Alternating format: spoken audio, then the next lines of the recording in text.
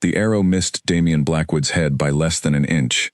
It buried itself in the tree behind him, still shaking, while the whole forest went silent. He did not move. He did not even blink.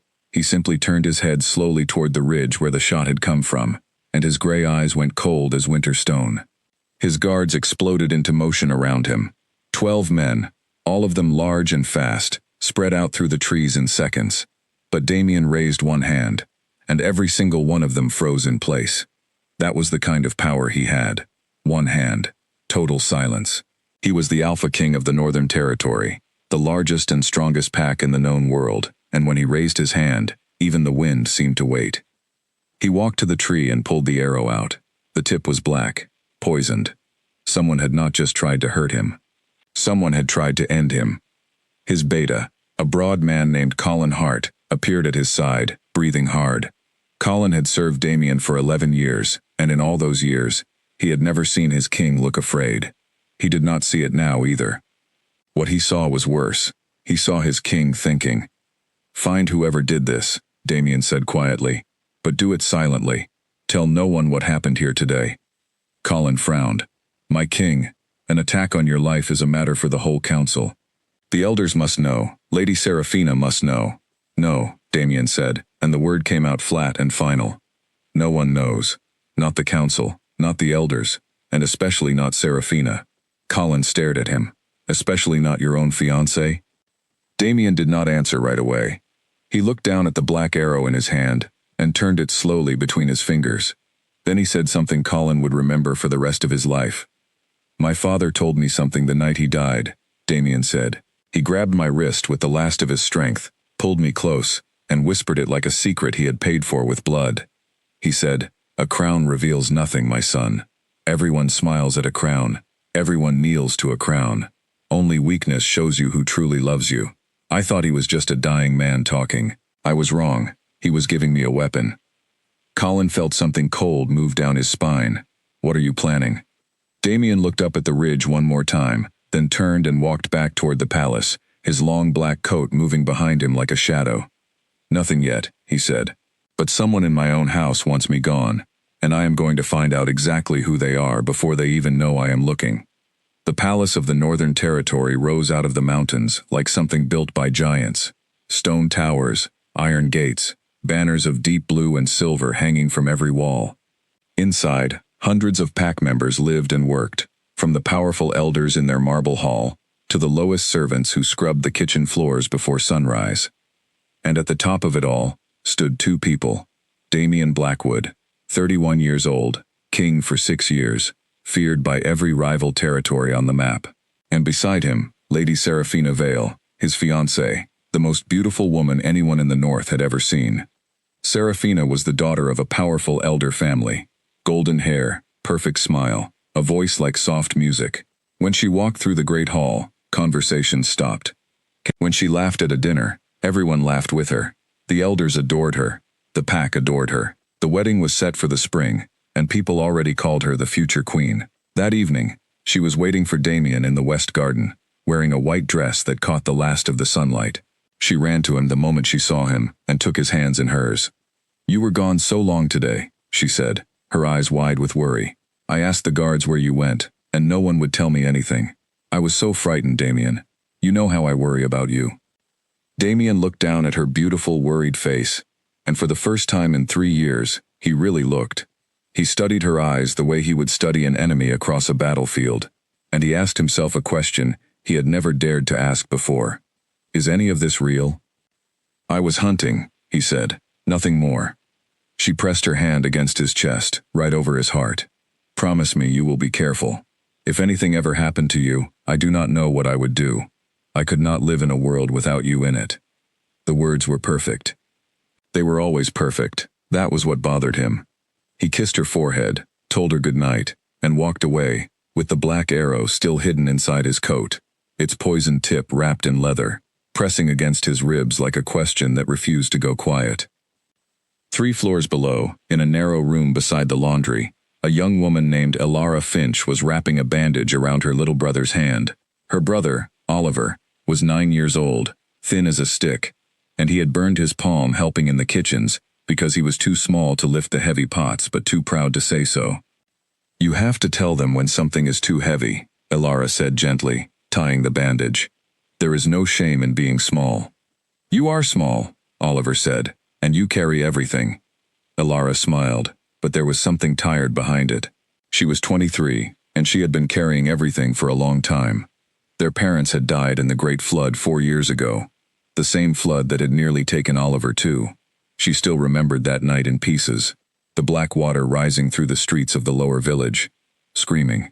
Oliver's small hand slipping out of hers in the current, and then a stranger, a tall, dark shape in the rain, diving into the flood without a moment of doubt, and coming up with her brother in his arms. She had never seen the stranger's face clearly. It had been too dark, the rain too heavy. He had placed Oliver on the high ground, made sure the boy was breathing, and vanished back into the storm to pull out more people. He never asked their names. He never came back for thanks. It was only weeks later, listening to the older servants talk, that she learned the truth. The stranger in the flood had been the king himself. Damien Blackwood had gone into the water that night again and again, alone, while half his guards begged him to stay back. He had saved 11 people. He had never once spoken of it. Elara had carried that secret gratitude ever since, folded up quietly inside her chest. She was an Omega, the lowest rank in the pack, invisible to almost everyone above her. She had never spoken a single word to the king. She had never even stood close to him.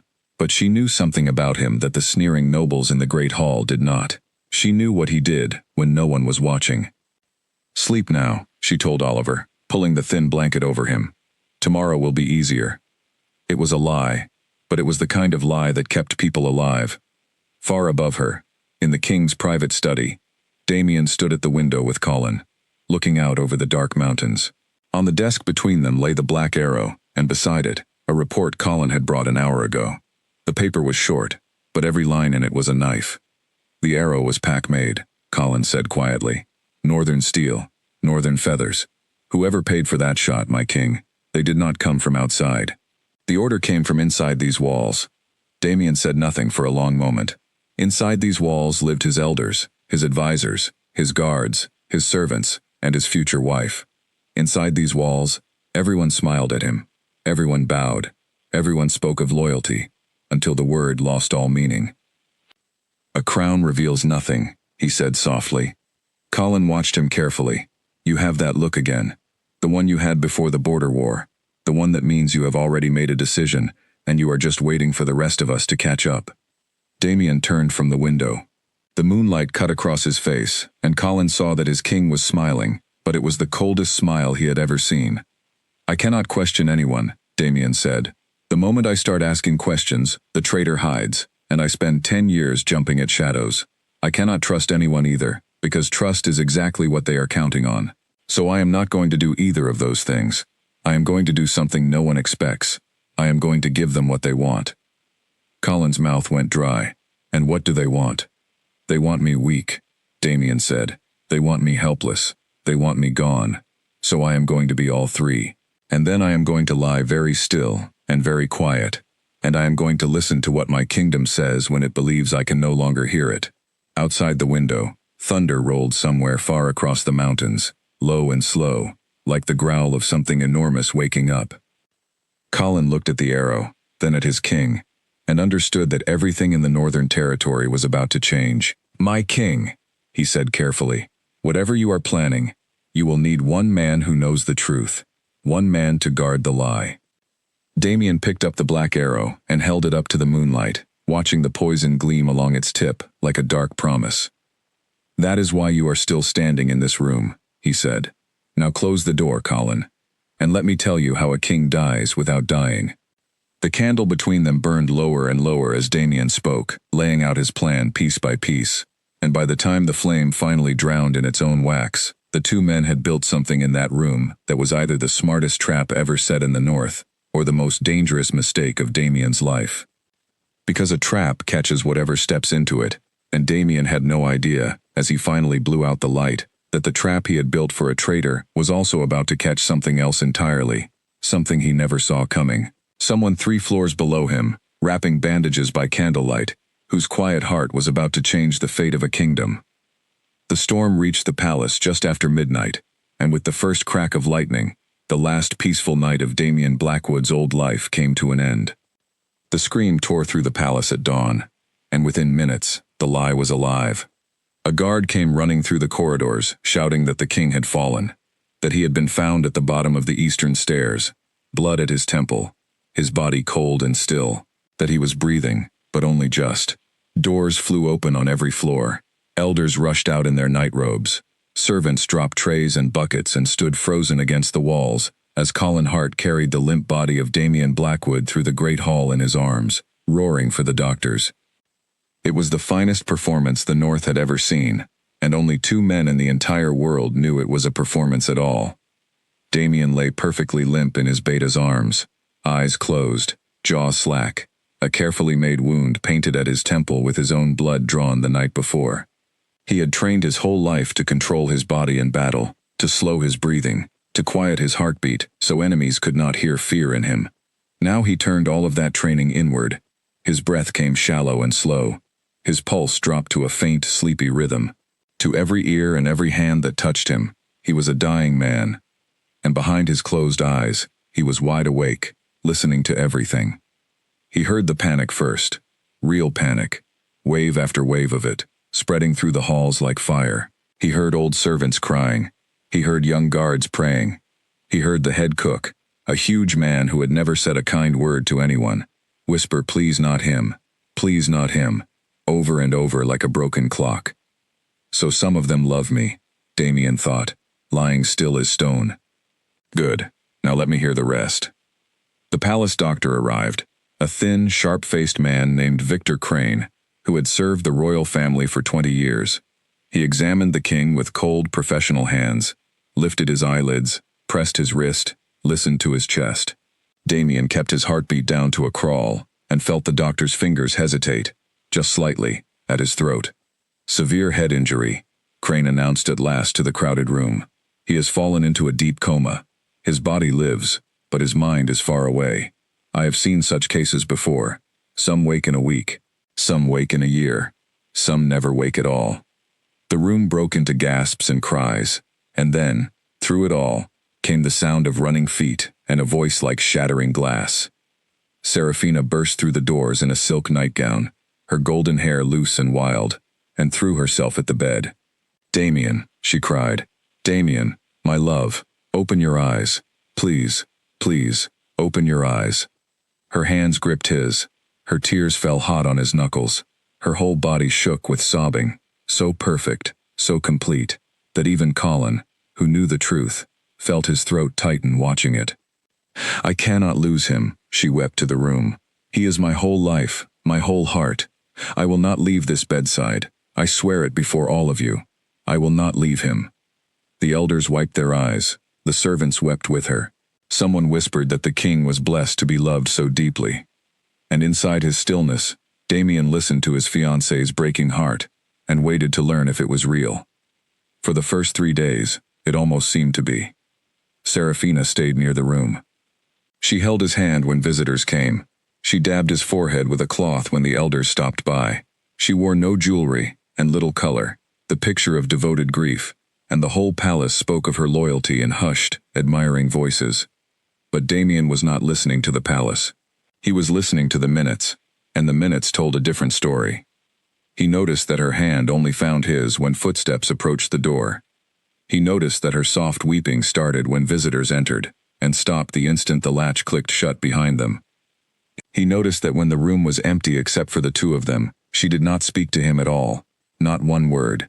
She sat by the window, and he heard the small tap-tap-tap of her fingers on her knee, the sound of a woman waiting for something to be over. On the 4th day, he heard her yawn at his bedside, a long, bored, comfortable yawn. Then he heard her stand, stretch, and say to the empty room, in a voice with no tears in it at all, "This is taking forever." The words dropped into his chest, like stones into a well. Still, he did not judge yet. Grief made people strange. Fear made people cold. He had built this trap to be patient, and patient he would be. He lay in the great bed, hour after hour, day after day, doing the hardest thing he had ever done. Nothing. A king who had commanded armies now commanded only his own breath, in and out, slow and quiet, while the world moved around him as if he were furniture. On the 5th day, Serafina's visits shortened. On the 6th day, she came once, in the evening, smelling of perfume and wine, stayed 4 minutes, and left. On the 7th day, she did not come at all. That night, Colin slipped into the room, closed the door, and spoke in a whisper while pretending to adjust the blankets. "She dined with her cousins tonight," he murmured. "She wore red. She laughed at every joke. The elders are starting to whisper about how strong she is, how bravely she carries her pain." Damien lay still, and inside himself, somewhere deep, an old warm feeling toward her quietly packed its things and left. "There is more," Colin whispered. "A rider left the palace this morning carrying a letter she wrote in her own hand. My man could not read the letter, but he read the direction the rider took. East, my king. The East Road. The East Road led to only one place that mattered, the territory of Alpha Cain Mercer, Damien's oldest rival, a man who had spent 10 years probing the northern borders, looking for a soft place to bite." Lying in the dark after Colin left, Damien turned that fact over and over. A letter east. Perhaps it was nothing. Perhaps it was everything. The trap was working, but it was working slowly, and every day inside it cost him something he had not expected. It was one thing to suspect that the world's love was thin. It was another thing to lie in silence and hear it proven, hour by hour, yawn by yawn. He had thought this plan would feel like hunting. It did not. It felt like attending his own funeral, one guest at a time. On the 9th day, something changed. The head of the household staff decided that the king's sick room needed a permanent attendant, someone to clean, to tend the fire, to keep the room in order while the doctor came and went. The senior maids refused the duty. They said a sick room was gloomy work. They said a coma made them nervous. They said, though never loudly, that there was no point polishing a room for a man who would never see it. So the duty rolled downhill, the way hard duties always did, until it landed on the lowest person available. An Omega laundry maid, with no family name worth mentioning, and no one to complain for her. Damien heard the door open that morning, and knew at once it was someone new. The footsteps were different. Careful, but not fearful. Light, but not sneaky. Whoever it was stopped in the middle of the room, and there was a long silence. The silence of someone looking at him. Then a young woman's voice said, quietly and a little awkwardly, "Good morning, my king. My name is Ilara. I will be looking after your room now. I hope that is all right." Damien almost forgot to keep his breath slow. In 9 days, dozens of people had entered this room. They had discussed him, examined him, wept over him, and reported on him. Not one of them, not a single one, had introduced themselves to him. They spoke about him, always. She was the first person to speak to him. He heard her move around the room, opening the heavy curtains. Sunlight bloomed warm against his eyelids for the first time in more than a week. "The doctor said the room should stay dark," she said, half to herself, and then, with a small stubborn note in her voice, "But I do not think anyone gets better in the dark. If I were sleeping for a long time, I would want to know the sun still existed. So we will keep this between us, my king. We will keep this between us," as if he were part of the conversation, as if he were still a person. She cleaned the room, tended the fire, and then did something that made his careful heartbeat stumble. She told him about the weather. In simple, unhurried words, she described the frost on the eastern peaks, the shape of the clouds, the way the light was hitting the old bell tower. She described the world to a man everyone else had already buried. "The mountains are wearing white this morning," she said. "Winter is coming early this year. You should hurry and wake up, my king, or you will miss the first snow, and everyone knows the first snow is the best one." Then she gathered her things, wished him a good rest, and left, closing the door as gently as if he were truly only sleeping. Damien lay in the sunlight she had let in, and for a long moment, the trap, the traitor, the letter riding east, all of it went quiet in his mind. Who, he thought, in all my kingdom, is this? He did not know her face. He did not know her story. He did not know that she was the sister of a boy he had once pulled from black floodwater, or that she had carried a silent gratitude toward him for 4 long years. He only knew one thing, and he held on to it that night the way a drowning man holds on to driftwood. In a palace full of people performing sorrow for a king they believed could not see them, one invisible girl had walked in, and been kind to him, when she believed no one would ever know. His father's voice echoed up from memory. Only weakness shows you who truly loves you. The trap had been built to catch a traitor. Damien began to realize, as the fire crackled low, that it was going to catch far more than that. And far away, on the east road, a rider with a letter in his saddlebag passed the border stones into Kane Mercer's territory, just as the moon rose, carrying words that would soon set everything on fire. The phone call happened on the 12th night, and it destroyed everything Damien had left to destroy. He was lying in the dark, counting his slow breaths, when he heard the click of heels in the corridor outside his door. Serafina's walk. He knew it the way a soldier knows the sound of a particular blade being drawn. She had not entered his room in 3 days, but tonight her steps stopped just outside, in the private corridor where she believed no living ears could reach. Then he heard her voice, low and smooth, speaking into one of the new talking devices the wealthy families had begun carrying. And the voice he heard was not the voice of his fiancée. It was the voice of a stranger wearing her skin. "No, listen to me," she said. "The doctor is certain now. The mind is gone. The body could last a month or a year, but the man is finished. Which means the throne is finished too, unless someone moves first." A pause. Damien's heart wanted to pound. He forced it slow, while inside his stillness, something enormous began to crack. "Of course I am sure about Kane's offer," Serafina continued, and there was a little laugh in her words now, soft and pleased. "A widow of the north with my family's votes in the council is worth her weight in gold to the east. Kane knows it.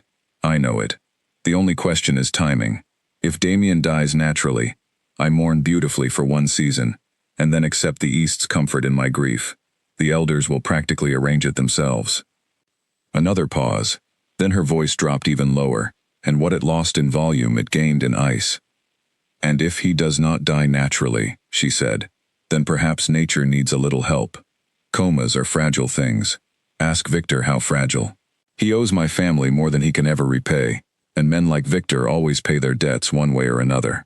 Damien lay in the dark with his eyes closed, and listened to his future wife discuss the price of his life, the way she might discuss the price of silk. There was no anger in her voice. No fear, no hate even. That was the worst part. He was not her enemy. He was simply an object standing between her and a better offer. 3 years, he thought. 3 years of her hand in mine. 3 years of promises in the garden. And I was never a man to her at all. I was a ladder. The heels clicked away down the corridor.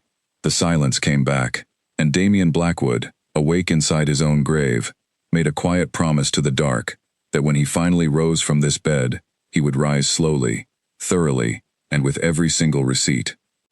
But the night was not finished teaching him things. Because an hour later, the door opened softly, and a different set of footsteps came in. Light, careful, carrying something that smelled of mint and mountain herbs. Ilara had no reason to be there at that hour. Her duties ended at sundown, but she came anyway, the way she had started coming every night, on her own time, after Oliver was asleep. She set down a small basin of warm water, and she talked to him while she worked, because talking to him had become the easiest thing in her world. "I am sorry I am late tonight," she said. "Oliver had a nightmare about the flood again. He gets them when the weather turns. I sat with him until he went back to sleep. He is 9 now, but when he is scared, he is still that little boy in the water." She wrung out a cloth and gently cleaned his face, his neck, his hands, with a care no doctor had shown him in 12 days. "You would like Oliver," she went on. "He is stubborn and proud, and far too small for how brave he thinks he is. The other kitchen boys tease him, because he tells everyone that the king himself saved his life once. They say he is making it up, that kings do not swim into floods for kitchen boys." She paused, and her voice went quieter, almost shy. "But you did," she said. "I was there, my king. 4 years ago, in the lower village, when the black water came at night. Everyone says you were cold. Everyone says you are made of stone in winter. But I watched a tall shadow dive into that flood again and again, while grown soldiers stood frozen on the bank. You carried my little brother out of the water in your arms. You put him on the high ground, you made sure he was breathing, and you went straight back in for the next person. You never asked our names. You never told anyone. I checked, you know. There is not one word about it in the palace records. 11 people, and not one word." She laid the cloth aside and, very gently, began working the stiffness out of his hands, one finger at a time, the way the old healers in her village used to do for the sick. The senior maids say there is no point tending a man who will never wake, she said. But my grandmother taught me that the body forgets how to live if nobody reminds it, so I will remind you, every night, your hands, your arms, your shoulders. When you wake up, my king, you are going to want a body that still remembers you. When, not if. She was the only person in the entire palace who said when. Damien lay there, and something happened inside him that he had no name for. 1 hour ago he had listened to the most beautiful woman in the north, a woman of rank and gold and perfect manners, calmly arrange his death. And now the lowest servant in his household, a girl with rough hands and a tired voice, was sitting in the cold at midnight, unpaid and unseen, teaching his fingers not to forget how to be alive. She owed him gratitude, perhaps, for a night 4 years ago. But gratitude visits once and leaves a gift. It does not come back every midnight with warm water. Before she left, she did the same small thing she did every night. She stopped at the door, looked back at him, and said, "Good night, my king. The mountains will still be there tomorrow. So will I." The door closed, and in the darkness, the still figure on the bed let out one slow breath that trembled very slightly at the end, the first unsteady breath he had allowed himself in 12 days. The next morning brought Dr. Victor Crane, and with him, confirmation. Damien had studied Crane's routine for days, the cold hands, the bored, efficient checks. But this morning the doctor's fingers were not bored, they were nervous. They fumbled slightly at his wrist, and when Crane leaned close to check his breathing, Damien caught the smell on him. Not wine, fear. Fear had a smell, and after 20 years of battlefields, Damien knew it well. Then Crane did something new. He stood over the bed for a long, silent minute, and he whispered, to himself, in a voice like a man rehearsing an excuse, it would be a mercy. Any doctor would say the same. A mercy. The word landed exactly where Serafina's midnight voice had aimed it. Perhaps nature needs a little help. Ask Victor how fragile. So it was moving already. Not someday. Soon. That night, when Colin came with his whispered report, Damien risked more than he had ever risked. As Colin bent over the bed, pretending to adjust the pillows, the king's lips moved, barely, shaping words with almost no sound at all. The doctor is bought, Serafina. Kane.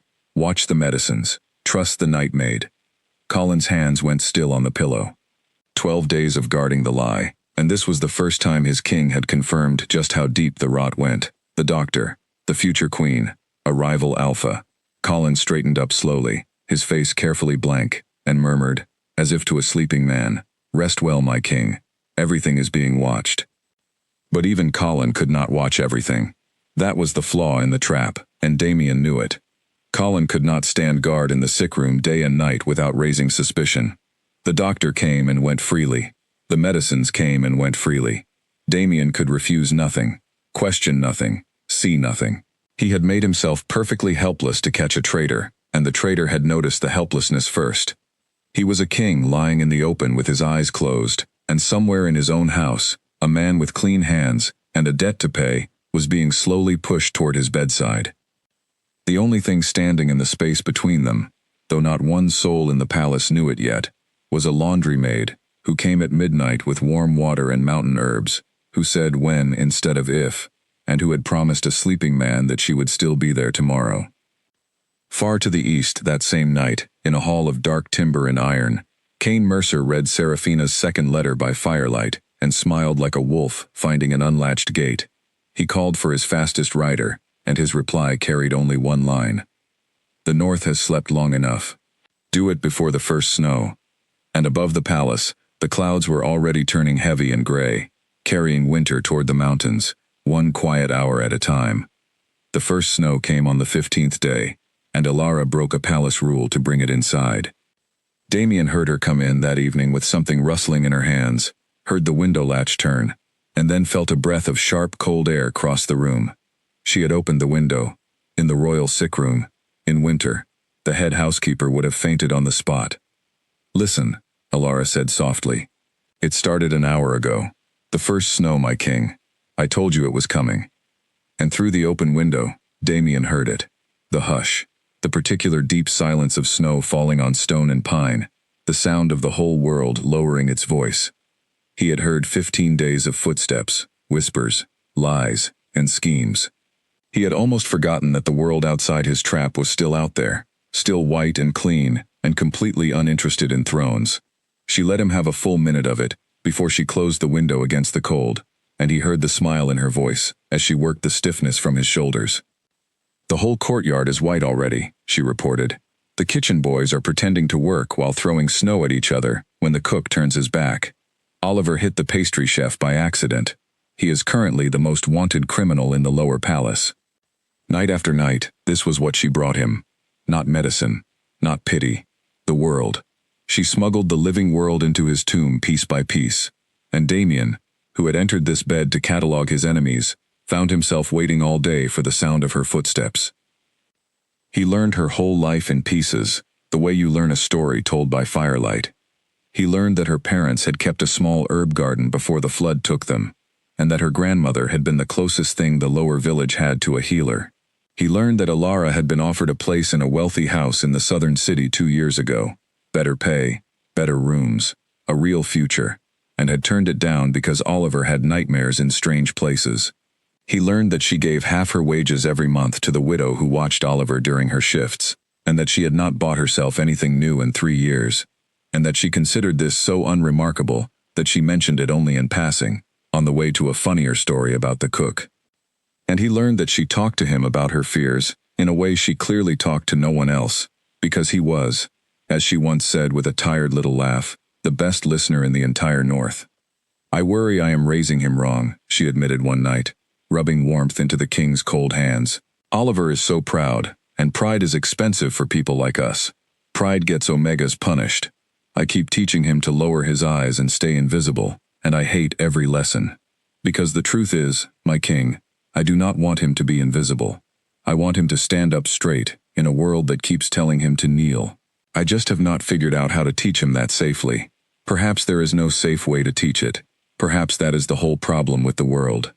Damien lay there thinking that he had 12 advisors with golden chains of office, and not one of them had said anything that honest in 6 years.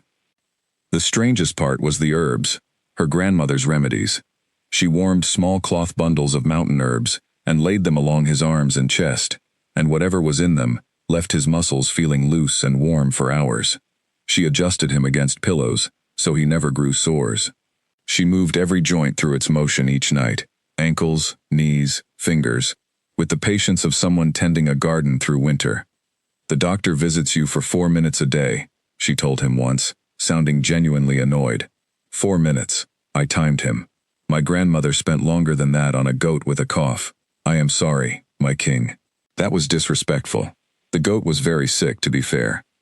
He wanted to laugh so badly that keeping his face still felt like lifting a mountain. But every gift the nights gave him, the days took back double. Because in the daylight, Damien's kingdom went on rotting, and he had to lie there and hear it happen. He heard 2 elders outside his door, quietly dividing his authority like bread, deciding which council seats would need loyal friends if the worst happened. He heard a noble cousin he had raised from nothing, testing the words regent and succession out loud, tasting them. He heard Seraphina's grief performance grow ever more polished as her patience grew ever thinner, until one afternoon, standing at his bedside while an elder wept in the doorway, she stroked the king's hair tenderly and said, for the audience, he would not want to linger like this. He was too strong, too proud. Sometimes I wonder if keeping him here is love at all, or if love would mean letting him go. The elder in the doorway sobbed and called her an angel of mercy. Damien memorized every word, every voice, every visitor, and stacked them in the dark like firewood for a fire that was coming. And then, on the 18th night, the 2 halves of his hidden world finally touched, and everything after that happened fast. Alara was late that night, and when she came, she did not talk about Snow or Oliver. She moved around the room quietly, tensely, and when she finally spoke, her voice was low and troubled. "My king," she said, "I need to tell you something, and I need you to forgive me if I am wrong to say it. Something is not right with your doctor." Damien's whole body wanted to go rigid. He held it still, breath by careful breath. "I notice things," Alara said. "Nobody watches an Omega, so an Omega can watch everyone. Dr. Crane changed your medicine schedule 2 days ago, There is a new vial in the case he brings. It is different from the others, sealed differently, and he keeps it apart from the rest, wrapped in cloth in his coat instead of in the case. Yesterday I greeted him in the corridor, and he flinched. My king. Doctors do not flinch at maids. Guilty men flinch at everything. She was silent for a moment. When she spoke again, there was steel under the softness, and Damien heard, for the first time, the voice of the woman who wanted to teach her brother to stand up straight. I have no rank, she said. No one will listen to me, and if I accuse a royal physician with nothing but a feeling, I will be whipped for insolence and thrown out the gates. And then Oliver has no one. I know all of that. I have done the arithmetic 100 times tonight. She took a breath. But I have decided something, and since you are the king, you should hear it, even sleeping. If that man ever tries to give you something I do not trust, I am going to stop him. I do not know how yet. I am small and I have no power, and I am probably going to ruin my whole life doing it. But you went into the water for us, my king. You did not do the arithmetic that night, so I will not do it either. She finished her work in silence, banked the fire, and stopped at the door as always. Good night, my king, she said. The mountains will still be there tomorrow. So will I. The door clicked shut, and Damien Blackwood lay alone in the firelight, shaken to a depth that no arrow, no rival, and no betrayal had ever reached. She knew the danger with total clarity. She had counted the full cost, named everything she would lose, and chosen him anyway. A man she believed could not hear her, could never thank her, would never even know. Serafina had weighed his life against a better offer and sold it. This girl had weighed her entire world against a stranger's heartbeat and put her world on the table without blinking. His father's dying words came back to him one more time, and at last he understood them completely. His father had not been teaching him how to find traitors. Traitors were easy. They found you. His father had been teaching him how to find the other thing, the rare thing, the one loyalty in 10,000 that was not performing for the crown because it did not believe the crown could see. Damien had come into this bed to learn who wanted him dead. He now knew. But lying there in the dark, he realized the trap had answered a bigger question, one he had not even thought to ask. He knew who wanted him alive. The next morning, Dr. Victor Crane entered the sick room with his case in one hand, a cloth-wrapped vial in his coat, and sweat on his lip in a cold room. He checked the corridor twice before closing the door, and behind him, silent in the doorway to the linen room with a stack of towels in her arms and her heart slamming against her ribs, stood Ilara Finch, watching his hands. The arithmetic was over. The unthinkable was one heartbeat away. Dr. Victor Crane's hands were shaking as he unwrapped the vial, and that was the detail that ended any doubt in Ilara's mind. She had watched him prepare the king's daily tonics a dozen times. His hands were always steady, always bored, the hands of a man doing routine work. But this morning, alone in the sick room, with a king he believed could not see him, Crane's fingers trembled so badly that the cloth wrapping slipped twice. He set the strange vial on the bedside table next to the ordinary tonic bottle. 2 little glass containers, almost twins. Almost. Then he did the thing that Ilara would remember for the rest of her life.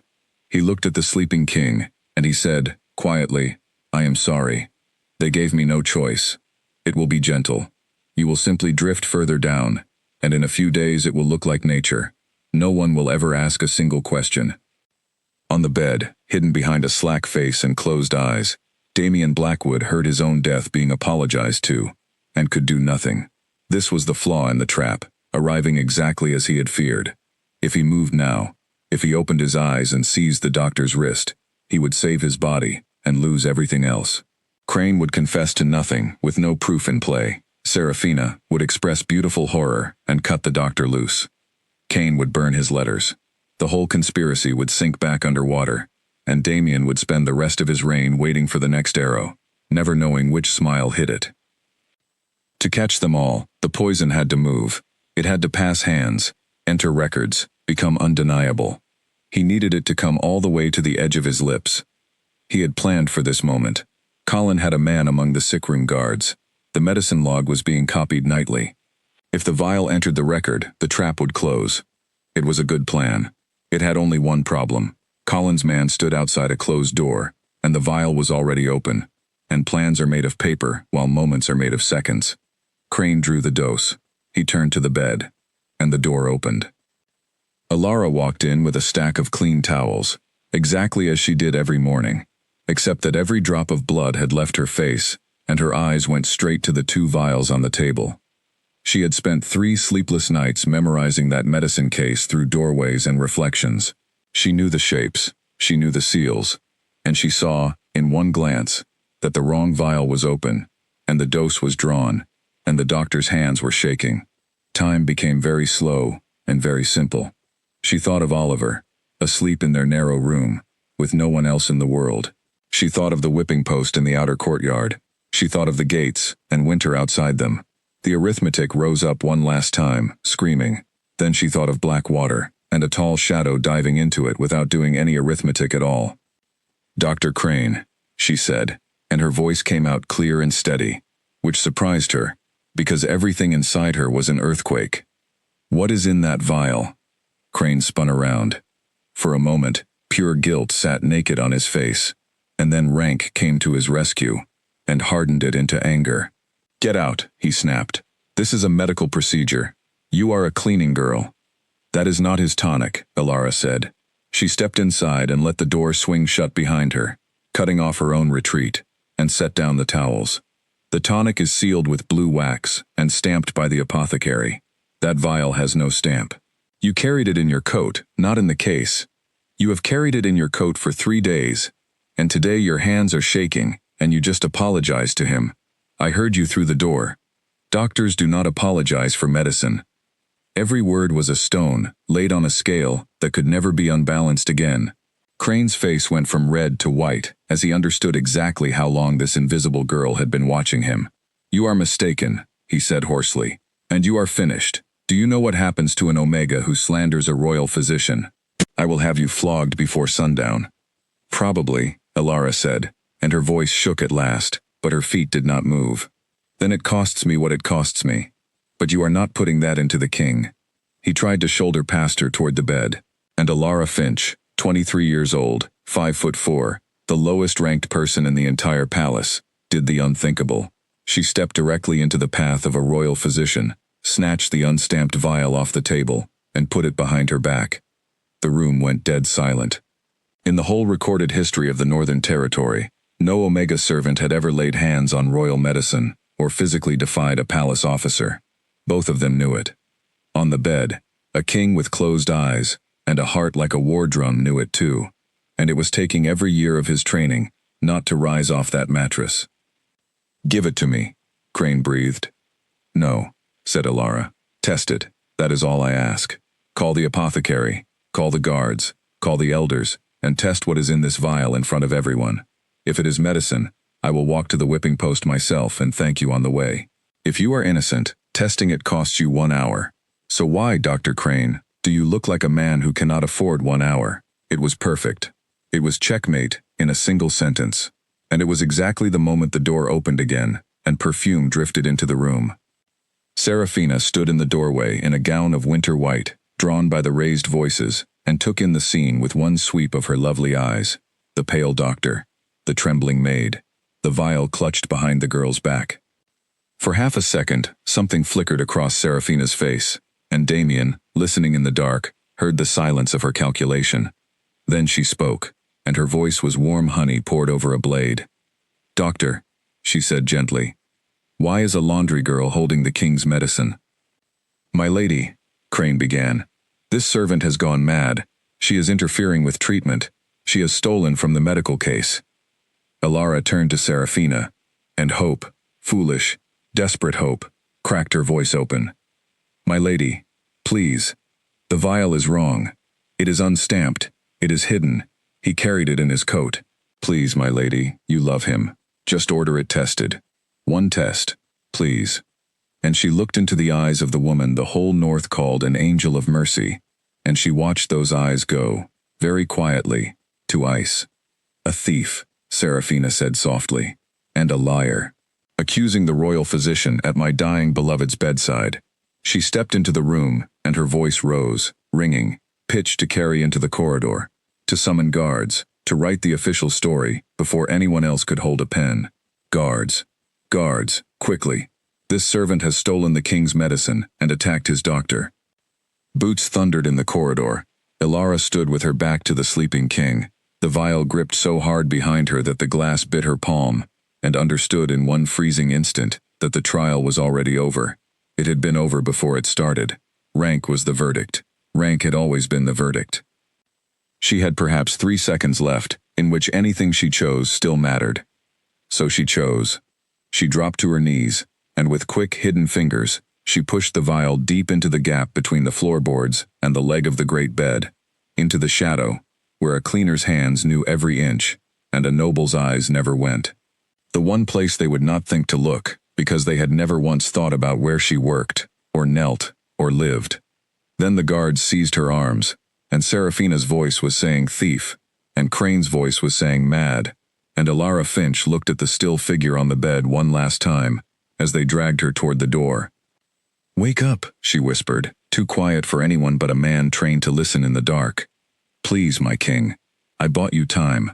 I could not buy you more." The door slammed. On the bed, Damien Blackwood's closed eyes burned, and his slow, disciplined heart broke its rhythm for the first time in 18 days.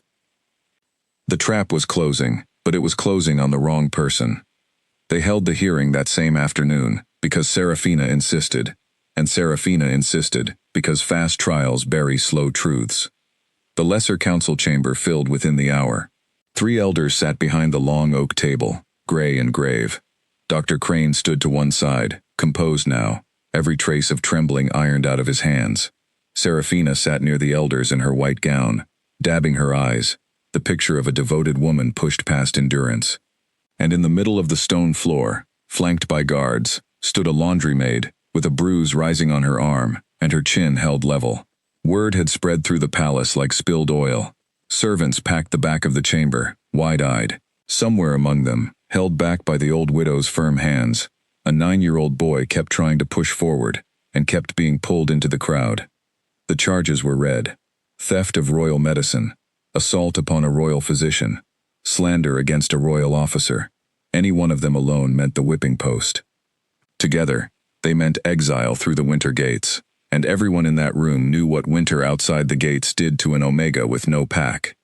Elder Marwick, the oldest of the 3, peered down at Ilara. "How does the servant answer?" The chamber went quiet, and Ilara, who had spent her whole life practicing invisibility, lowering her eyes, softening her voice, taking up as little of the world as possible, discovered that she was finished with all of that forever. "The vial was not medicine," she said. Her voice was not loud, but the stone walls carried it to every corner. It was unstamped and unsealed, and hidden in the doctor's coat. And he apologized to the king before he drew the dose. "I asked for one thing only. Test it. I ask for the same thing now. Test the vial, my elders. If I am wrong, I will accept every punishment twice over. If I am right, you will have saved your king. Weigh those 2 outcomes and tell me why this hearing is about me." A murmur ran through the servants at the back.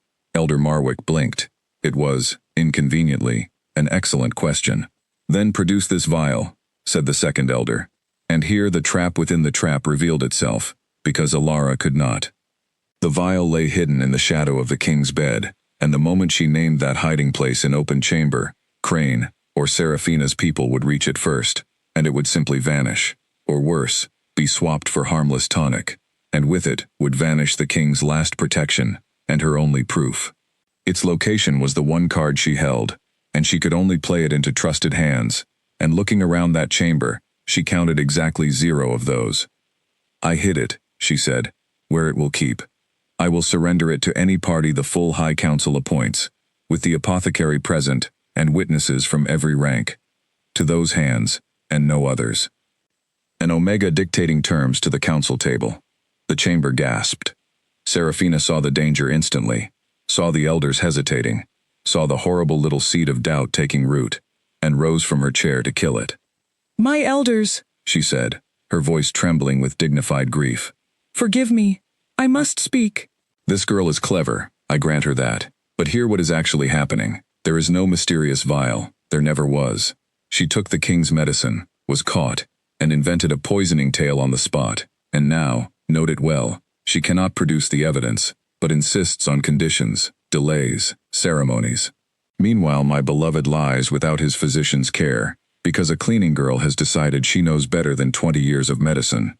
She turned to Elara, and her beautiful face arranged itself into sorrowful mercy, while her eyes stayed exactly as cold as they had been in the sick room. "I do not even hate you, child," she said gently. "I pity you. Perhaps you truly believe your story. Grief does strange things, and we are all grieving. But belief is not truth, and the king's care cannot wait upon a servant's imagination." It was masterful. Elara watched the elders' faces close like doors, one by one, and understood that eloquence in a white gown outweighed truth in a laundry apron on any scale this chamber owned. Elder Marwick conferred briefly with the others, and cleared his throat. "The council rules as follows. The servant Elara Finch is dismissed from all palace duties, to be held in the lower cells tonight and cast out from the territory gates at tomorrow's dusk. In consideration of her prior record and her youth, the flogging is set aside. The council is merciful." "The council is mistaken," Elara said clearly, and the whole room drew breath. She turned, slowly, taking in the elders, the doctor, the white-gowned lady, the packed rows of servants she had worked beside for 4 years, and when she spoke, she was not pleading anymore. She was placing something on the record. "Cast me out, then. Winter is only weather, and I have survived worse water than snow. But every soul in this chamber, listen to me, because you will remember this hour. Your king is not dying of his injury. Somebody in this palace decided the coma was taking too long. If he fades quietly in the coming days, if you are told it was nature, look at the faces around his bed, and remember there was one person in this whole shining palace who begged you to test one small vial, and remember who refused, and remember how loudly they refused. You are not exiling a thief, you are exiling the only witness. And somewhere under your feet, my elders, the proof is waiting, and it will keep, and one day it will speak, and on that day every person in this room will know exactly what they chose today." Silence. Total, ringing silence. Even Seraphina, for one visible heartbeat, had nothing. Then the guards took Elara's arms, and the chamber broke into noise, and above it all rose the high, cracking voice of a 9-year-old boy fighting his way out of the crowd, shouting that his sister was no thief, that she was the best person in the whole north, that the king would never allow this, that the king had saved them once and would save them again, until the old widow wrapped him up and held him as he cried, and the doors of the chamber boomed shut. They put Elara in the lower cells as the snow began again. She sat on the cold bench, opened her stinging palm, and looked at the small red line the vial had cut into it, the only mark her whole stand had left on the world, and she laughed once, softly, at the size of it, and then she put her face in her hands, and she did not cry, because Oliver was somewhere above her, and crying felt like giving the day more than it had earned. 3 floors up, Colin Hart stood in the emptying chamber, with his fists clenched behind his back, having arrived from the border posts 40 minutes too late to shape any of it, and made his report that night in a whisper over the king's bed, and it was the hardest report of his life. And on the bed, Damian Blackwood lay in the dark and burned. He had heard it all. The cells were directly below the old heating channels and Stone Carey's sound, and he had lain there through the entire hearing, listening to the bravest voice in his kingdom defend his life at the price of her own, listening to his fiancée's silk-wrapped lies, listening to his own elders choose comfort over truth in under an hour. Every discipline he owned was screaming, "Rise now, end this now." But Crane still walked free with his patrons unproven. Cain's letters still sat unburned in the east, and a king who rose one day early would win the battle and lose the war, and wars, Damien knew, came back. One day, he told himself, in the black behind his eyes, she has one full day before the gates. The vial keeps, the plan holds. I need one more day. It was the coldest arithmetic of his life, and he did it lying beside the hidden vial she had bled to leave him. Tomorrow at dusk, they would open the winter gates. Tomorrow, one way or another, the North was going to learn what had been sleeping in that bed. The king woke at sunrise, and by breakfast, the entire North had lost its mind with joy. It began quietly, as all earthquakes do. A junior guard on the dawn shift glanced through the sickroom door and saw something that made him drop his spear. The king's eyes were open, not fluttering, not dreaming, open, clear, and gray as a blade, fixed on the ceiling, with the calm of a man who had merely been thinking. The guard's shout brought the corridor running. The corridor brought the wing. Within the hour, bells that had hung silent for 19 days were ringing from every tower, and people were weeping in the courtyards, and the kitchens erupted, and the head cook, that huge, unsmiling man, sat down on a flour barrel, and cried into his apron in front of everyone, and threatened to end anyone who mentioned it. Dr. Victor Crane was summoned at a run, and history should record that he earned his reputation in that room, because he examined the man he had tried to poison with steady hands and a face full of professional wonder, and declared it a miracle, an awakening in 10,000, the strongest constitution he had witnessed in all his years. Only Damien, watching him through half-lowered lids with polite, exhausted gratitude, saw the terror swimming far down in the doctor's eyes like a fish under ice. Only Damien knew the man was already calculating what a waking king might have heard, and reassuring himself, minute by minute, that comas hear nothing, that the plan had simply run out of time, that he was safe if he simply stayed calm. "Stay calm, doctor," Damien thought, letting his own voice come out as a weak rasp as he thanked the man for his devoted care. Stay exactly this calm for one more day. Then came Serafina. She arrived like weather. He heard her before he saw her, heard the running silk-slippered feet, the cries in the corridor, and then she burst through the door with her golden hair undone, took one look at him sitting up against the pillows, and collapsed at his bedside in a storm of tears, so absolute, so radiant, that 2 elders in the doorway wept at the sight of it. "You came back to me," she sobbed into his hand. "I never left this room, my love. I never stopped believing. Every night I prayed, every day I sat here talking to you, holding your hand, willing you back to me. The doctors said hope was foolish. I told them hope was all I had, and you heard me. I knew you could hear me." The room sighed. Damien looked down at her lovely tear-streaked face, and something in his chest went very quiet and very still, the way a battlefield goes quiet before the horns. "I heard you," he said softly, "more than you know." She glowed. The elders murmured in delight. Not one of them noticed the temperature of his eyes. For a full day, Damien Blackwood gave the performance of his life, and it was a far harder role than the coma. Weakness had only required stillness. This required warmth. He let his voice stay thin. He let his hands shake slightly on the cup. He received the streaming line of elders and nobles, and let them clasp his hand and thank the heavens, and he memorized every face against his ledger of overheard voices, matching each warm word of welcome to what its owner had said over his sleeping body. Some matched honestly. He marked those. Most did not. He marked those twice. He announced, in his frail rasp, that he remembered nothing of his long sleep, only darkness and cold, and he watched relief bloom in exactly the faces he expected. He announced that to celebrate his recovery and thank the loyal, there would be a grand feast the following night, all elders, all officers, all household present. His voice was weak when he said it, his eyes were not. And twice during that endless day of theater, he moved the real war forward. The first move happened at midday, when he asked to be left alone to rest, and Colin Hart stood guard at the closed door from the outside, while, inside, the frail king slid from his bed with the silence of a hunter, knelt at the bed frame, and reached into the gap between floorboard and shadow, that a cleaner's hands had known better than any noble's eyes. His fingers closed on cold glass. He sat back on his heels, in his nightclothes on the cold floor, and looked at the little unstamped vial for a long time. Such a small thing, light as a coin.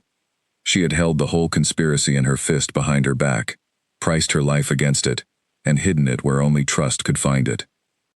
By nightfall, the vial had traveled in Colin's inner pocket to the old apothecary at the edge of the city, a stooped and incorruptible man who owed nothing to any noble family, and his testing, conducted behind shuttered windows, took less than an hour. Wolfsbane concentrate, refined, slow-acting, dosed to imitate a natural fading over days.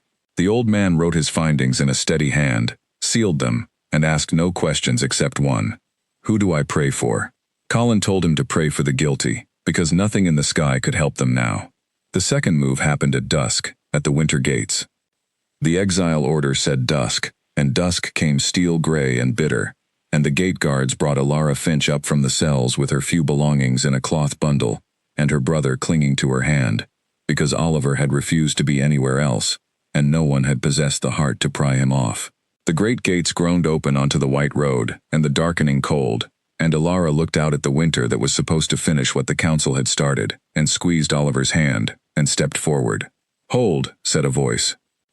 Colin Hart came across the gate yard, through the falling snow, tall and grim, with a sealed paper in his hand, and every guard straightened. "By order of the king," he said, "the exile of Alara Finch is stayed pending royal review. The king reviews all judgments passed during his illness. She remains within the walls as a guest of the crown until summoned." The gate captain blinked at the seal, at the beta, at the small maid. A guest of the crown. The words did not fit anywhere in his understanding of the world, but the seal was the seal, and the gates groaned shut again, with Alara on the inside of them. She stood in the snow, holding her brother, entirely lost. "My lord," she said carefully, "I do not understand. The king does not know me. The king was asleep." Colin looked at this small, exhausted woman, who had walked into the wolves for a sleeping stranger, and 19 days of secrets pressed against his teeth, and he held the line. Because the trap held until tomorrow night, and not 1 hour less. But he permitted himself one sentence, and he chose it with care. "The king," he said, "is a better listener than people think. Rest tonight. Eat. You are summoned to the feast tomorrow, both of you." He walked away into the snow, leaving her staring, and if he smiled where no one could see it, that was his own business. That night, in his chambers, Damien stood at the window truly upright, and alone, for the first time in 19 days, feeling his strength answer him limb by limb, her grandmother's herbs and her midnight patience woven invisibly through every working muscle. On his desk lay the apothecary's sealed report. Beside it lay Colin's gathered evidence, the copied letters, the tracked riders, the witnessed meetings, 19 days of firewood, stacked and dry. Below his window, the great hall blazed with light, as servants prepared the feast tables, and somewhere down there Serafina was selecting tomorrow's gown, and Crane was breathing his careful relief, and far to the east, Kane Mercer was reading a message about a miraculous recovery, and beginning, very slowly, to worry. Let them all sit down to dinner, Damien thought, and struck a match, and lit the candles on his desk one by one, like a man lighting fuses. Tomorrow night, the North would eat, and then the North would hear a story. And he intended to tell every single word of it. The feast began with music, and ended with a reckoning that the North would still be talking about in 100 years. The great hall had never looked finer. 1,000 candles, banners of blue and silver, long tables heavy with roasted meats and winter fruits, and every elder, officer, and noble of the territory in their richest clothes, drinking to the miracle king. At the high table sat Damien himself, dressed in black and silver, still playing the fragile survivor, letting his cup be refilled and his shoulder be clasped. At his right hand glowed Serafina in deep crimson, finally out of her mourning whites, accepting compliments on her legendary devotion with lowered lashes. Dr. Crane dined among the honored guests, toasted twice for his faithful care. And at the far end of the farthest table, in clean, plain clothes, sat a bewildered laundry maid and her small brother, summoned by royal order that no one could explain, seated so far from power that half the hall assumed they were someone's charity case. Alara kept her eyes down and her hand on Oliver's shoulder, and tried to become invisible one last time. It did not work. Every few minutes, she could feel the king's gaze touch her from the high table, light as snow, and every time she glanced up, he was already looking elsewhere. When the plates were cleared and the wine was high, Damien rose to speak, and the hall fell warmly silent, expecting gratitude. "My people," he said, and his voice was no longer thin. It rolled down the hall like the voice of the mountains themselves, and the first unease touched the room, because that was not a convalescent's voice. "I owe you all the truth about my long sleep. The doctors called it a coma. They said my mind was far away. My people, my mind was never far away. I lay in that bed for 19 days, and I was awake for every single hour of them." The silence changed. It went from warm to glass. "I heard everything," Damien said. "Every visitor, every whisper, every prayer, and I thank those who prayed, and you know yourselves. Every kindness, and I will honor them. And every other thing that was said and done over the body of a king, believed deaf, and I will honor those too, in the coin they earned. Somewhere down the hall, a cup was set down very carefully. Seraphina's smile had stopped reaching her eyes. Crane had gone the color of tallow. "You will want proof that I heard," Damien said, almost gently. "Very well. Elder Rowan. On the 6th night, in my doorway, you divided my council seats with Elder Prell for after my death. You gave him the treasury and kept the border commissions for your nephew. Do not stand, Elder. Your face is confession enough. Cousin Aldrich, you practiced the word regent over my bed on the 11th day. You said it 4 times. It did not fit your mouth then, and it never will." Each sentence landed like a hammer on an anvil, and between them, the hall was so quiet that the candle flames could be heard. Men and women who had visited that sick room were now frantically searching their memories, whitening one by one as they found themselves in them. But those, Damien said, were only vultures, and vultures are honest in their way. They wait for death. They do not arrange it. He let that sit. He drew from his coat a small unstamped vial and set it on the high table with a click that carried to the doors. 19 days ago, an arrow tipped with poison missed my head by a hand's width in my own forest, he said. I told no one. Instead, I gave the traitor what they wanted, a helpless king, and I lay still, and I waited to see who would come to finish the work. My people, they came. This vial contains refined wolfsbane, prepared to imitate a natural death over days. The apothecary's sealed finding is here, witnessed and sworn. It was carried into my sick room hidden in a coat, and the dose was drawn, and the man who drew it apologized to me before he turned to my bed. He said, and I quote him exactly, "I am sorry. They gave me no choice." Damien turned his head, slowly, and looked down the hall of frozen faces to one. "Did they truly give you no choice, Dr. Crane?" he asked. "Or did they simply name a price you preferred to your honor?" Crane stood up so fast his chair went over. He looked at the vial that should have been impossible, at the sealed report beside it, at the king's eyes, and every prepared denial died in his throat, because there is no argument against a witness you believed was a corpse. His legs took him 2 steps toward the doors before the guards closed like a gate, and then he broke, completely, the whole man collapsing at once, and what came pouring out of him came in front of 400 witnesses. "It was her," he cried, and his shaking hand rose, and it pointed at Crimson. "Lady Seraphina. Her family holds my debts. She said they would ruin me. She gave me the vial. She set the day. She promised it would be called mercy. I have her notes. I kept them. I kept everything. I am a coward, but I am not a fool."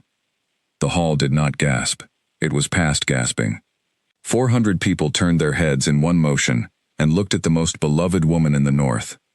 And here, before the guards had even moved, Seraphina showed them all exactly who had lived behind the angel of mercy, because she did not weep, and she did not faint. She stood, magnificent and crimson in the candlelight, looked at the ruin of the evening with cold assessment, and then laughed once, short and sharp, a sound like ice cracking, and gave up the performance of a lifetime as briskly as a merchant closing an empty stall. "Congratulations, my love," she said, and her voice, stripped of its music, was flat and clear and terrible. 19 days lying still. I confess I did not think you had the patience. You were always so tediously direct. "You wrote to Kane Mercer on the 7th day, Damien said quietly. "I have the letters, Seraphina, all of them. His replies as well. Do it before the first snow." "Of course you do," she said. She lifted her wine, examined it, and set it down. "Then let us not bore the hall with denials. Yes, I wrote to Kane. Yes, I priced the throne. Do you know why, all of you staring at me like sheep? Because it was there to be priced. Because for 3 years I performed love for a man who inspects everything and notices nothing, in a court where every smile is for sale, and I was simply better at the market than the rest of you. Every person in this hall performs, my love. I merely refuse to perform for free." "You are wrong," Damien said, and something in his voice changed, and despite everything, the hall leaned toward it. "Not everyone performed. Take her," he said to the guards, and the doctor as well, and it was done in 20 heartbeats. Crimson silk and shaking tallow marched from the hall, through a canyon of dead silence, and the doors boomed, and 400 people sat staring at a king they had thought they knew, in a world that had rearranged itself between one course and the next. Damien stood alone at the high table, looking down the length of his hall, past every noble face, to the very last table by the doors, where a small woman sat gripping her brother's hand, with tears running freely down her face, because she alone, of everyone in that hall, had just heard the King of the North confirm, in front of the whole world, that every midnight word she had ever said to a sleeping man had been heard. "The reckoning is not finished," Damien said to the hall, though his eyes never left the far table. "The traitors have been named, but I said I would honor every deed done over my sleeping body and the coin it earned, and the greatest debt of these 19 days is still unpaid." He stepped down from the high table platform, and began, unhurried, the longest walk of his life. 400 people watched their king walk the full length of the great hall, and not one of them breathed. He passed the elders' tables, and elders who had ruled for 40 years lowered their eyes. He passed the officers, the noble daughters in their jewels, the wealthy cousins, every rank and glory of the North arranged in descending order down that endless hall, and he looked at none of them. He walked with the measured, inevitable pace of weather, all the way down the social ladder of his kingdom, until the silk gave way to plain wool, and the jeweled tables gave way to the last bench by the doors. And there he stopped, before a laundry maid, who had gone perfectly still, her tear-streaked face tilted up at him, her hand locked around her little brother's. And then Damien Blackwood, Alpha King of the Northern Territory, in front of his entire assembled court, went down on one knee. The sound that moved through the hall was not a gasp, it was deeper than that, a single low note of 400 people's understanding, rearranging itself at once. Kings of the North knelt to no one, not to enemies, not to allies, not to the ancient families.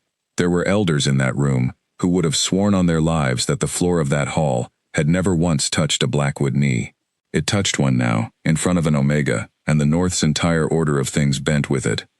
Ilara made a small broken sound, and tried to rise, to kneel, to reverse the impossible picture, and stopped, because Damien had lifted one hand, the same single raised hand that halted armies, and it halted her.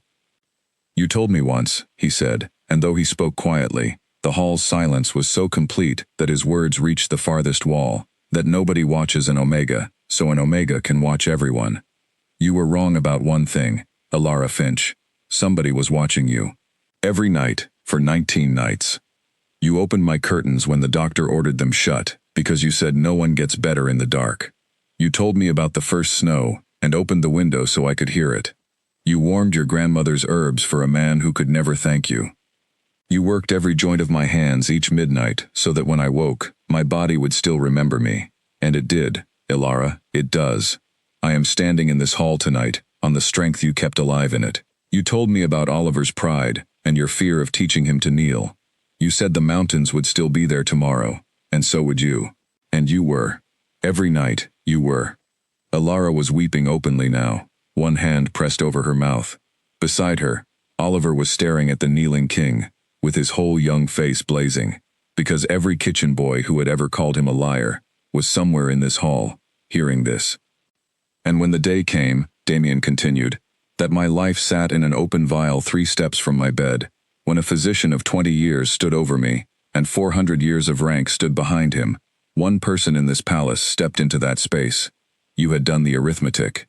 You told me so yourself, in the dark, when you believed I could not hear. You knew the whipping post, the gates, the winter. You knew the cost of everything, and you paid it anyway, for a stranger, because once, 4 years ago, a man went into black water without counting." He looked at Oliver then, and inclined his head, king to boy. "You are Oliver," he said. "You have been telling people that the king pulled you from the flood. They called you a liar. They will want to apologize. You were the 11th person out of the water that night, and you were the lightest, and you coughed river at me the whole way to high ground, and I have never told a living soul until this moment. It is good to finally meet you awake." Oliver burst into tears. 9 years of pride vindicated in a single sentence, and something in the watching hall broke with him, and there was suddenly not a dry eye from the doors to the high table. Damien turned back to Ilara, and now, at last, he came to it. "The traitors of these 19 days have received their justice," he said. "But justice has 2 hands, and the second is still owed. Ilara Finch, you defended a dead man with your life." The hall itself seemed to lean in. "So the dead man asks you now, before every rank of the North as his witness, what would you do for a living one? The question hung in the candlelight, enormous, and every person in that hall understood exactly what was being asked beneath it. And every person in that hall waited for the only answer imaginable. And Alara Finch wiped her face, took one long, unsteady breath, looked into the eyes of the King of the North, and said, "No." The hall's shock was audible. Damien did not move. Something at the corner of his mouth, if anything, deepened. "No, my king," Alara said again, and her voice steadied as it went, finding the same ground it had found in the council chamber. "Not like this. Look at where we are. You are the miracle king on the night of his justice, and I am the story of the hour, and this hall is drunk on the tale of us. If I say yes tonight, I am the reward at the end of your revenge. A lesson you taught your court, a wonder like a two-headed calf. They will bow to me because you knelt, and not one of them will ever see me. I have been invisible my whole life, my king. I will not trade it for being a spectacle. Those are not the only two things a person can be." She rose from the bench, and gently pulled Oliver up with her, and though her hands were trembling, she stood straight in front of the entire silenced aristocracy of the North, 5'4" and finished forever with lowered eyes. "What I did in that sick room was not an investment," she said. "You owe me nothing. You want to honor the debt, my king, then clear my name in the record. Let my brother hold his head up in the kitchens, and let us go back to our lives. And if, apart from all of this," she gestured at the hall, the candles, the entire glittering machinery of the evening, "if apart from every crown and story, a man should someday want to know a laundry maid, then he will have to do it the way ordinary people do, slowly, without an audience, starting from the beginning."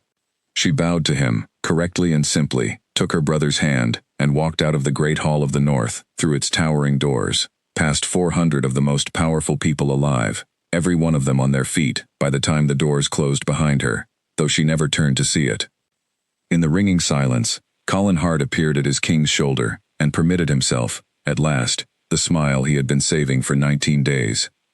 "Refused, my king," he murmured, in front of the entire court. "I feared no one in the North would ever surprise you again." Damien rose from his knee, looking at the closed doors, and the hall saw their king of stone and winter do something none of them had ever witnessed. He laughed, once, low, and utterly delighted. "Surprised," he said. "No, Colin. That is the first time in my life I have ever been answered." He straightened his coat, and his eyes, as he turned back to his stunned and reordered court, were brighter than any candle in the hall. "Starting from the beginning," he repeated softly, as if testing the weight of an order he intended to follow to the letter. "Very well." The North thought the story had ended that night. The North was wrong. It had just been given its terms. The judgments came first, in the cold light of the following week, because a kingdom cannot heal on a story alone.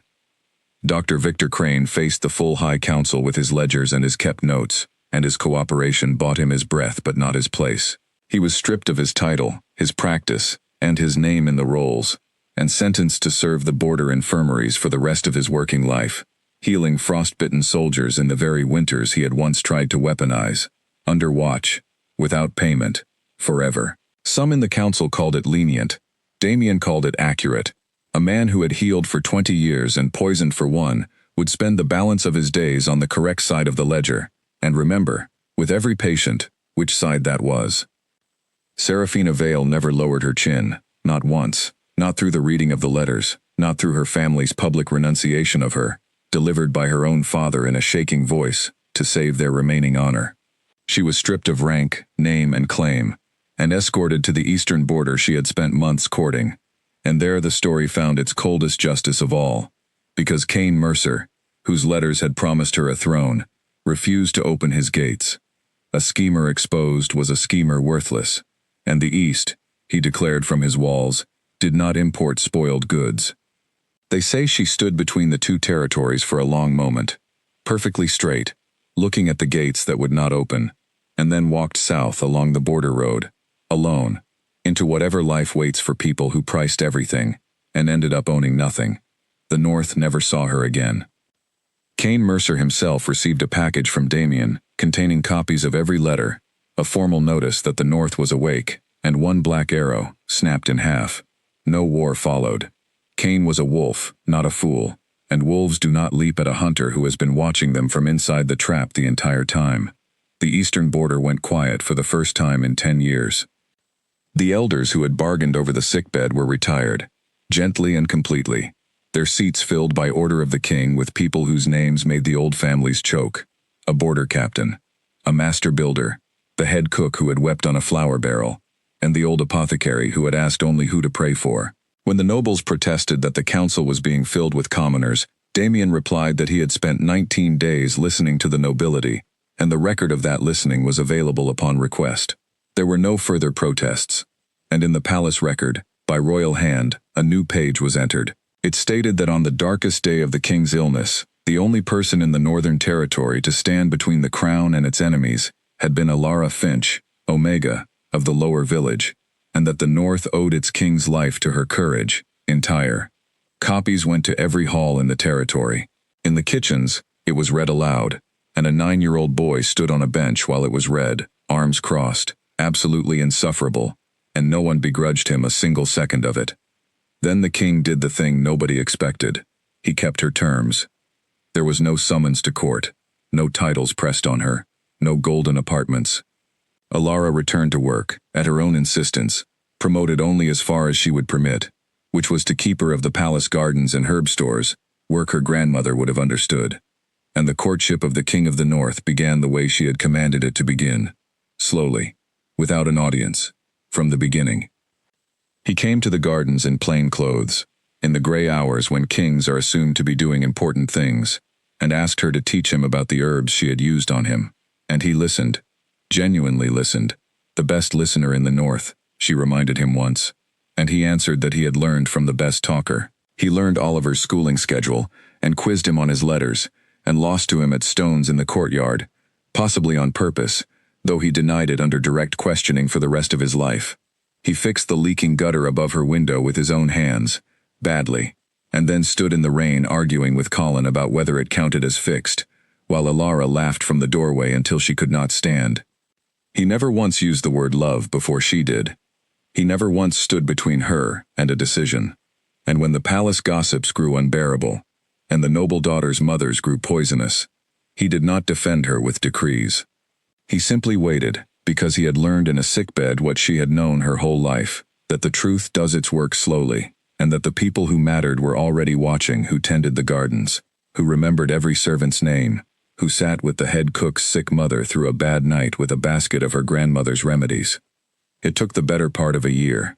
It happened, in the end, in the garden, in the first snow of the following winter, with no witnesses except the mountains, when Alara looked up from the frost-covered herb beds at the man who had spent 4 seasons becoming ordinary to her, and said, "Do you remember what I used to tell you every night?